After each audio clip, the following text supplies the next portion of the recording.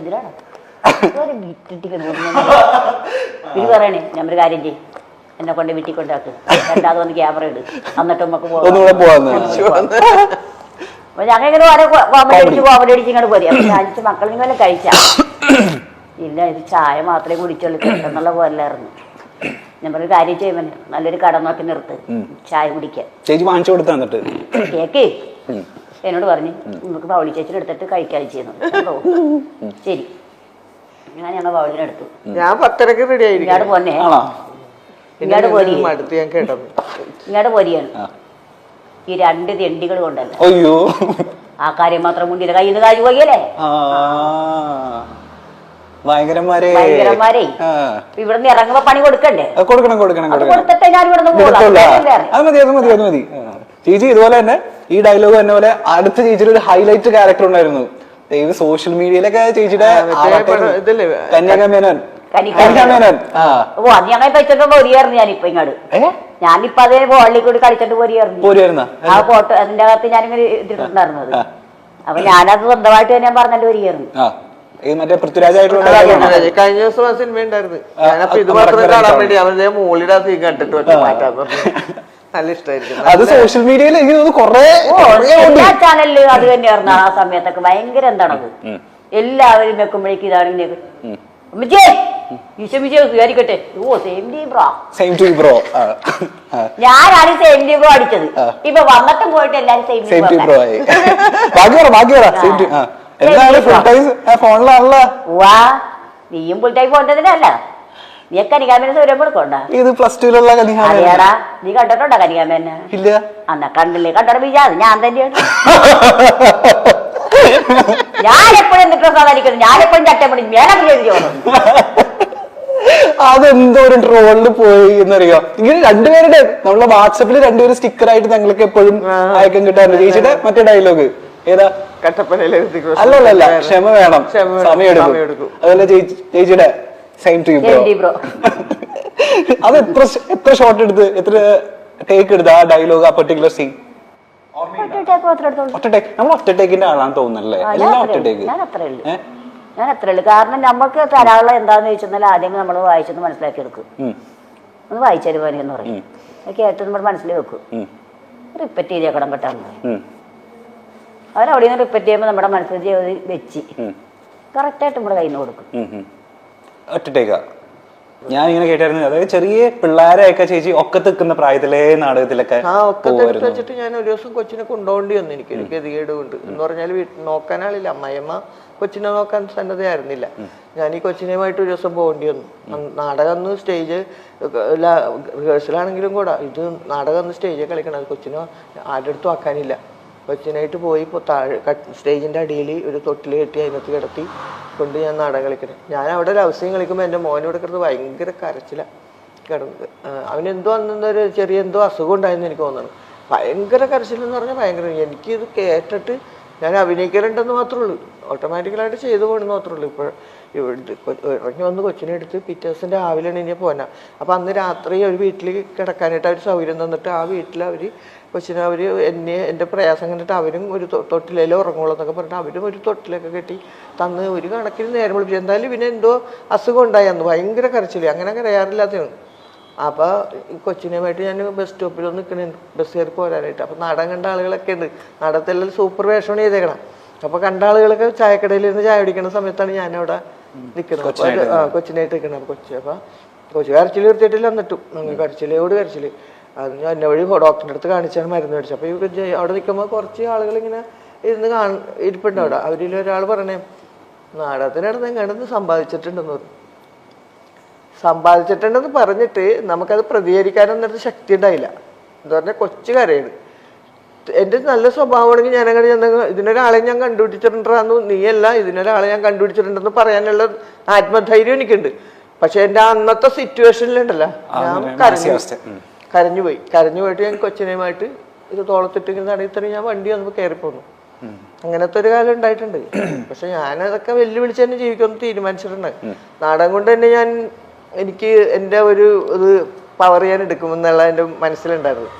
നാടകം കൊണ്ട് തന്നെയാണ് ഞാൻ ശരിക്കും ജീവിച്ചത്. എന്ന് പറഞ്ഞാൽ പുള്ളിക്ക് സ്ഥിരമായിട്ടൊരു വരുമാനമൊന്നും ഉണ്ടായിരുന്നില്ല. പക്ഷേ നാടകം എന്നെ രക്ഷിച്ചെന്നുള്ളതാണ്. എല്ലാം കൊണ്ടും എൻ്റെ അനിയത്തിമാരെയൊക്കെ കല്യാണം കഴിക്കാനും എൻ്റെ കുടുംബത്തിൻ്റെ ദാരിദ്ര്യം മാറ്റാനും ഒക്കെ എനിക്ക് നാടകം തന്നെയാണ് ഉപകരിച്ചത്. സിനിമയിൽ വരുമെന്ന് പോലും നമ്മൾ ഓർത്തതല്ല. പിന്നെ എപ്പോഴോ എവിടെയോ ദൈവം നമുക്ക് കൊടുത്ത കൊല്ലത്തും കിട്ടുമെന്ന് പറഞ്ഞ പോലെ എവിടെയൊക്കെ നമ്മൾ നന്മ ചെയ്തേക്കണതിൻ്റെ ഇത് നമുക്ക് തിരിച്ചു കിട്ടിയെന്നുള്ളതാണ്. അതാണ് അത്രയൊക്കെ ഉള്ളൂ നമ്മുടെ മനസ്സിൽ. എന്താണ് ഒരാൾ ഇവിടെ കഥ പറയുമ്പോ കോട്ട് പോയി കിടന്നത്? ഉറക്കം വന്നിട്ട് എന്തൊരു കഷ്ടമാണ്. നല്ല നല്ല കഥകൾ കേൾക്കുമ്പോ ഭക്ഷണം വാങ്ങിച്ചിരാന്ന് ഞാൻ. ചേച്ചി ഇതുപോലെ അനുഭവങ്ങൾ ഉണ്ടായിട്ടുണ്ടോ? ഇതുപോലെ എന്തെങ്കിലും ചവിട്ടുനാടകത്തിന്റെ കരള ലയിപ്പിക്കുന്ന കഥ ഉണ്ടോ? എങ്ങനെ നല്ല നല്ല അനുഭവങ്ങൾ ചേച്ചി പറഞ്ഞില്ലേ ഇപ്പൊ?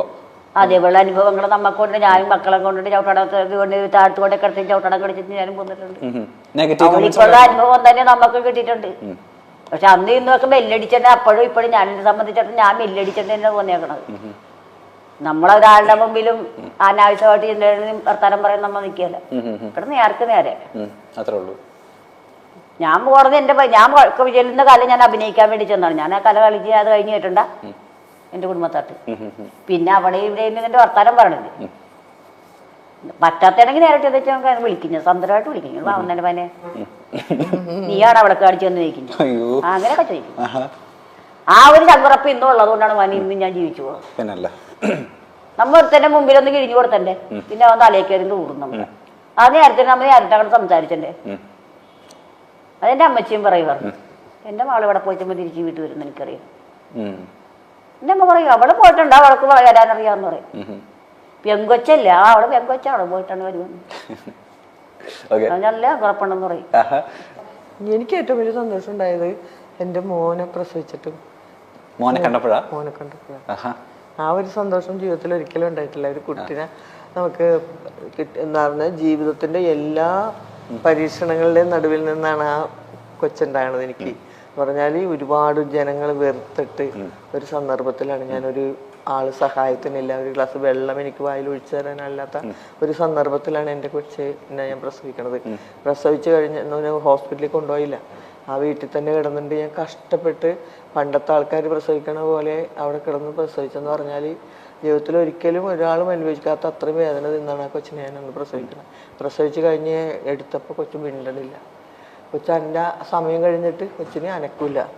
പിന്നെ ആ പ്രസവം എടുത്ത ആ തള്ള ഇങ്ങനെയൊക്കെ അടിച്ച് ഒന്ന് കരഞ്ഞി ആ സമയത്ത്. അപ്പം ഞാനിങ്ങനെ തലപൊക്കി കിടക്കണമെങ്കിലും തലപൊക്കി ഇങ്ങനെ നോക്കിക്കൊണ്ടിരിക്കണേ, ഈ കൈ കുത്തിയിട്ട് തലപൊക്കി ഇങ്ങനെ നോക്കിക്കൊണ്ടിരിക്കണം. എൻ്റെ കൈ ഇവിടം വരെയും ഈ നിലത്ത് കൊണ്ടിട്ട് ഉരഞ്ഞിട്ട് പൊട്ടിയേക്കണ ഇവിടം വരെ അറിയണില്ല ഞാനത്.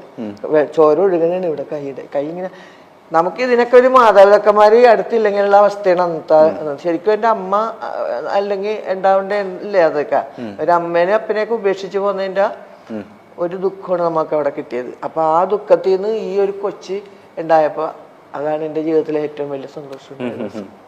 ഈ പ്രണയ വിവാഹം ആയതുകൊണ്ടാണ് അച്ഛനും രണ്ട് മതമാണ്, പിന്നെ അത് തൊട്ടടുത്താണ്. അപ്പച്ചൻ എന്നോട് പറഞ്ഞാണ്, നിനക്ക് ഒരു 10 അടി അകലെ എന്ന് മാറിയിട്ട് ഏതവന്റെ കൂടെ പോയാലും എനിക്ക് കല്യാണം കഴിച്ച പ്രശ്നം എന്താ? അത് അങ്ങനെയാണ് അന്ന് ചിന്തിക്കണതേ, അന്ന് അങ്ങനെ ചിന്തിക്കണത്. പക്ഷെ നമുക്ക് ഞാൻ പറയാം, പ്രേമിച്ച ആളെ കെട്ടിയില്ലെങ്കിൽ പാവം എന്ന് പറയാൻ ഞാൻ നിർണ്ണയിച്ച. ഇന്നാണെങ്കിൽ പെണ്ണുങ്ങൾ പ്രസവിച്ചു കഴിഞ്ഞാലും വേറെ കല്യാണം കഴിച്ചു ആരെങ്കിലും അറിയണ്ട. അങ്ങനത്തെ ഒരു മൈൻഡ് ഉണ്ടെന്ന്. അന്നെന്ന് പറഞ്ഞാൽ നമ്മുടെ ബാല്യകാല സുഹൃത്താണ്.